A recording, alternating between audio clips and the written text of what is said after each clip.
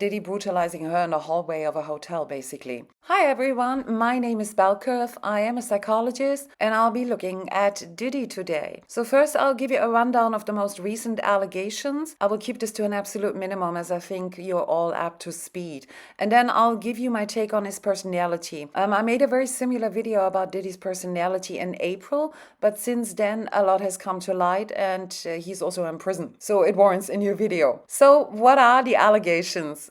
Nearly a dozen plaintiffs have come forward with a range of allegations. What stands out to everyone is probably the Cassie video that most people have seen. Diddy brutalizing her in the hallway of a hotel, basically. Lots of plaintiffs alleged violence, and since I planned this video, 120 more victims will be suing Diddy.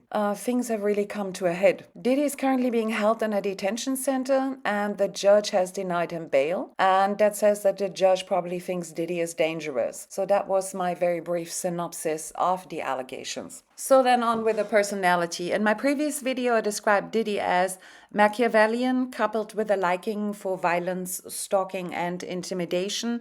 And then there were all the sexual allegations. Now, with so much more information, I can say more about Diddy's likely personality. Of course, I don't know him, so this is a disclaimer. I don't actually know him, and I have never spoken to him. So I will draw on the things that I've seen on the internet, specifically the Cassie video, Cassie's allegations and Diddy settling the case with Cassie, the allegations by Mr. Jones, the allegations made by Thalia Graves, attorney Tony Buzbee giving a press conference on the allegations of 120 more victims, the indictment, and the judge denying Diddy bail. Now, personalities like Diddy's show a number of typical characteristics. Number one, and probably the most important, is that they have a huge ego, typically referred to as narcissism. So narcissists are a number of things. Among them is that they are interpersonally exploitative. So the things that we have seen with Diddy are so many allegations of sexual assaults on both men and women, and at this point apparently also minors. That's exploitation. And then there are the allegations of people having gotten drugged at parties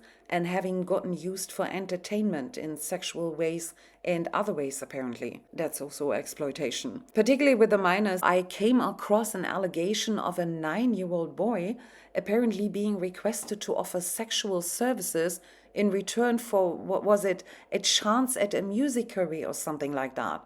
If that is true, that's also clearly exploitation of a minor at that point.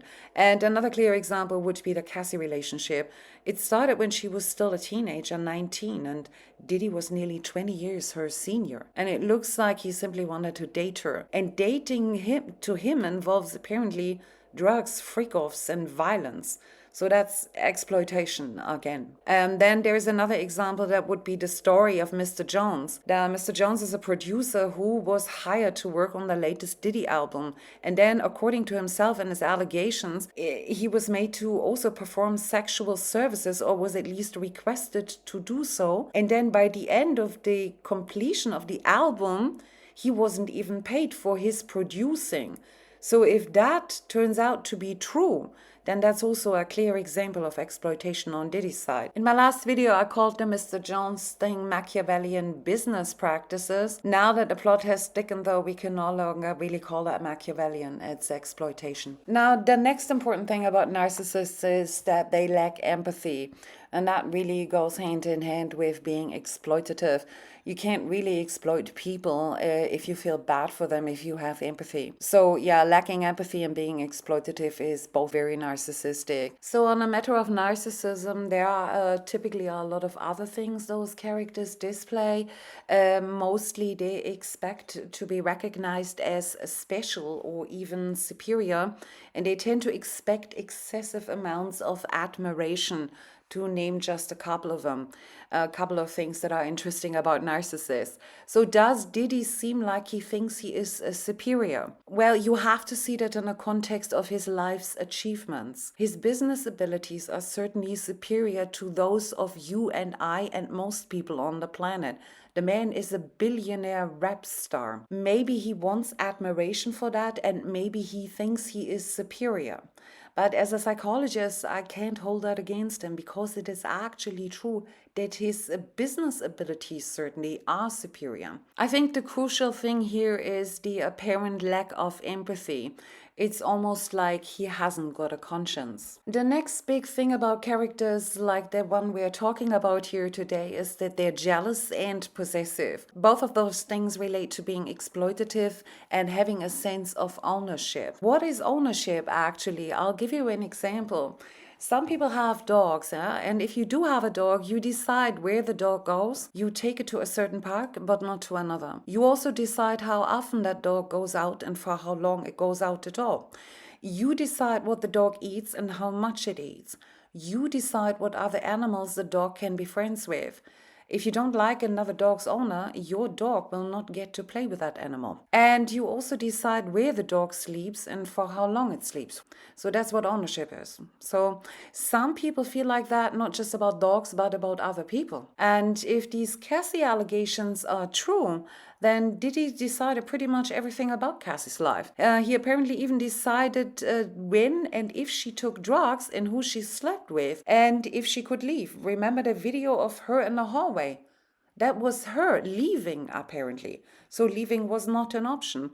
And that's what ownership is. And if all of these allegations are true, and we certainly have seen the video of that violence in the hallway, that's what ownership is. If he has such a strong sense of ownership over another person, I wonder who else he feels he has ownership over. So in the last video, I called many of his business practices Machiavellian in nature.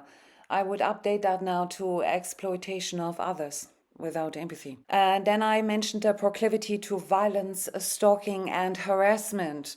I would update that now to a sense of ownership of other people.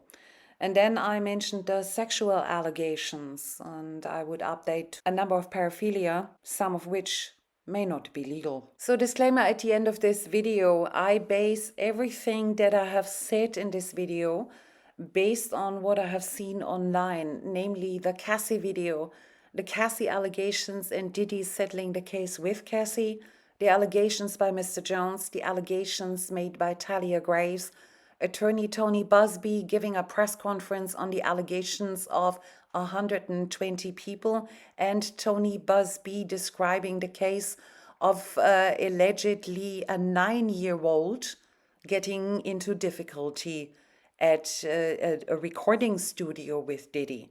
Then also I looked at the indictment and the judge denying Diddy bail. It has to be said that none of this stuff has yet been proven in a court of law, and he is innocent until proven guilty. But yeah, these really are a very large number of allegations by a very large number of people.